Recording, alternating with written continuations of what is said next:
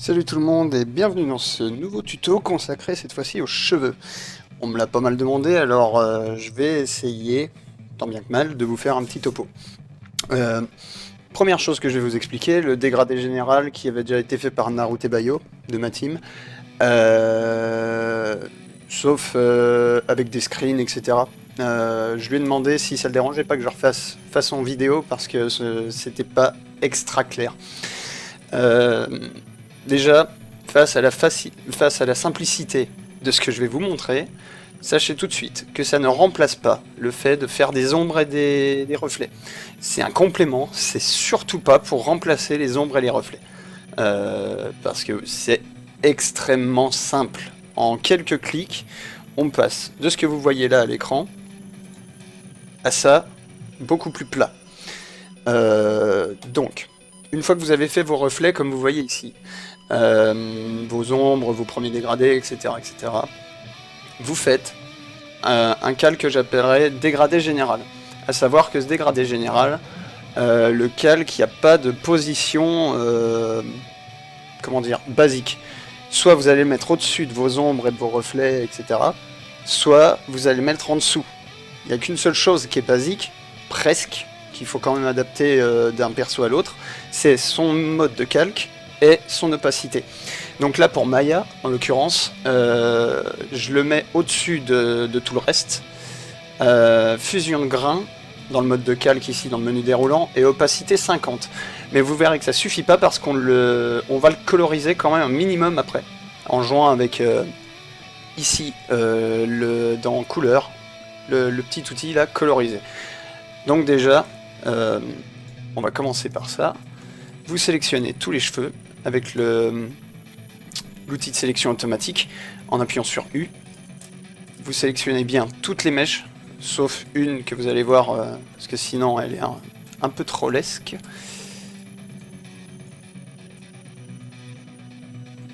Parfois vous pouvez laisser de légers morceaux qui seront pas pris dans le mécanisme. C'est pas extra grave, ça change pas grand chose. Alors, ici voilà, là je prends pas ce bout là, il est un peu trollesque sur les bords pour sa coiffure à elle. J'en ai oublié un là, voilà. Donc ici, on a notre calque de dégradé général, donc au-dessus des reflets, des ombres, dégradé 1, dégradé 2, et le général. Vous allez faire un truc extra simple, appuyez sur L, ici, dans la fenêtre, dans les options d'outils, vous allez choisir tout en bas, là normalement vous êtes tout en haut, avec transparence, enfin PP vers transparence, etc. Vous descendez tout en bas, vous choisissez le trilinéaire. Et le plus important, ici, la forme en radial. Je vais vous montrer ce que ça donnerait en linéaire. Pourquoi faut pas faire en linéaire? Ici, vous allez choisir votre... oui, parce que une brève sur comment marche l'outil de dégradé. Le premier point que vous voyez, la première petite croix qui est pas en dessous de mon curseur, c'est l'endroit d'où arrive la lumière, et le curseur c'est l'endroit où ça s'arrête. Donc à partir de là, en fait, vous choisissez tout le perso. Bon, on a déjà un résultat presque, je dis bien presque, similaire à ce que j'ai fait moi sur l'artwork. Je vais remonter l'opacité, vous allez comprendre tout de suite. Et repasser en normal. Voilà. C'est-à-dire que là, les cheveux ont une forme, on peut sous-entendre qu'ils ont une dynamique. Et en linéaire, ça suit pas la dynamique, ça casse. Le but de ce dégradé-là, c'est la suivre. Donc, en linéaire, ça marche pas. En radial, par contre, tout de suite, ça marche beaucoup mieux. Vous retentez à chaque fois pour avoir ce qu'il vous faut. Donc là, ici, on est bon. Et je fais la même chose. Vous avez bien... Un peu comme dans les mangas traditionnels, j'ai envie de dire, comme dans Saint Seiya, ou tout autre manga moderne que peut-être je connais pas, comme par exemple High School DxD, ça se fait beaucoup. Vous avez ce reflet général qui est fait. Alors, je dis pas que les mangaka font pareil, mais ça c'est assez similaire. C'est une technique assez similaire, qui vous fera pas avoir le rendu, mais c'est un peu comme tout, si on trouve une base, on la développe, on l'adapte pour nous, et tout de suite on a quelque chose de plus personnel, etc., etc.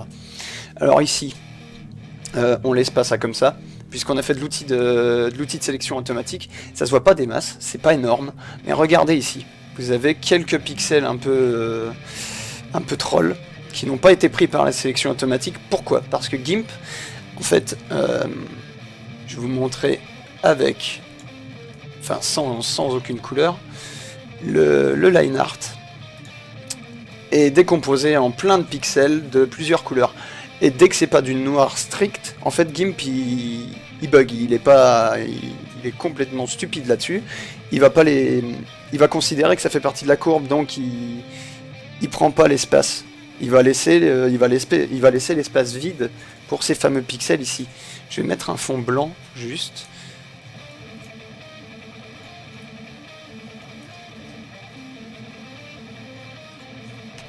Alors voilà. Ça se voit ici, ceux-là sont comptés comme étant la courbe, ce qui est vrai dans un sens, mais ça nous arrangerait bien quand même qu'il sélectionne vraiment où c'est noir. Bah non, lui c'est la courbe, donc il va pas les étouffer. Voilà, donc pour pas avoir ces pixels là, et ça c'est ma technique habituelle, par contre, vous faites un flou gaussien, donc vous allez dans filtre, filtre flou et flou gaussien, et ici on les a plus. Vous le laissez à 5 pixels, vous y touchez pas, en général ça marche plutôt bien le 5 pixels. Ça fait très contour progressif. Moi je l'utilise partout pour que les ombres et les reflets soient pas stricts, soient pas durs. Parce que bon, c'est pas super logique. Juste une... Ah oui, comment le coloriser aussi? Bon, alors ça c'est pas forcément indispensable. Ici, vous allez donc dans couleur, couleur colorisée. Vous montez légèrement la luminosité. Et vous choisissez votre teinte en fonction de ce que vous aviez à la base ou de ce que vous voulez voir. Ça dépend. Ici, on est plus dans les oranges compte tenu du perso. Donc moi, j'avais fait quelque chose comme ça. On est un peu dans les oranges. Ça, vous pouvez jouer pour avoir plusieurs teintes dans vos cheveux, etc. Donc ça, c'est vraiment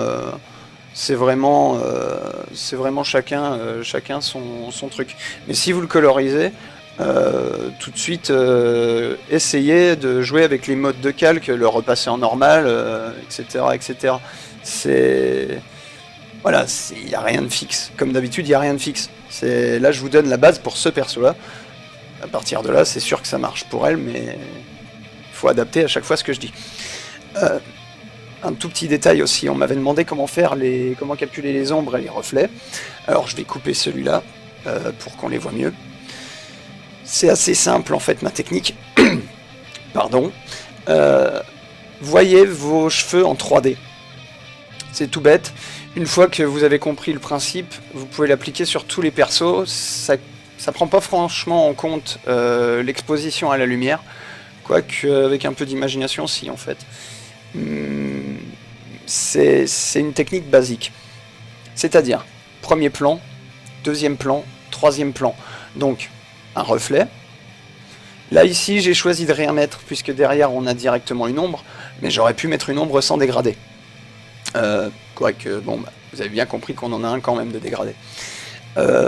L'ombre ici, puisque cette mèche là est devant, ici une ombre puisque cette mèche là est derrière celle-là, et à chaque fois vous mettez ombre, reflet, ou reflet ombre selon dans quel ordre vous le faites. Essayez de garder une certaine cohérence, sinon ce sera plus stylisé que logique. Je me bats un peu contre ça déjà avec mes dessins. C'est pas toujours évident, mais en fin de compte, le stylisé peut rejoindre le logique. Après, il y a plusieurs... bon, ça c'est... Voilà, par exemple, ça c'est une technique dite basique. C'est pas pour autant que c'est la meilleure, c'est pas pour autant que c'est la pire. voilà, j'espère que j'ai fait le tour. Donc, je vous dis à la prochaine pour une autre vidéo. N'hésitez pas à poser des questions dans les commentaires, à rejoindre ma page Facebook qui sera dans la description. J'en profite aussi pour rappeler que j'ai monté une adresse email pour pouvoir me contacter en dehors de Facebook, DeviantArt, etc., etc., pour ceux qui préfèrent les méthodes un peu plus traditionnelles. J'annonce aussi que prochainement, je vais avoir un site perso qui va ouvrir. On est en train de bosser dessus avec un copain. Je vais mettre quoi sur ce site? Ma musique. Enfin, un lien vers ma musique, puisque ce sera plus facile de prendre un lecteur déjà préfet par SoundCloud plutôt qu'en faire un nous-mêmes. Là, je crois que ça me dépasse. Moi, ça me dépasse en tout cas.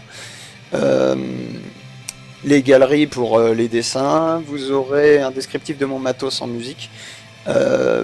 Peut-être si quelqu'un me le demande, le matos que j'utilise pour le dessin, mais là c'est très très restreint.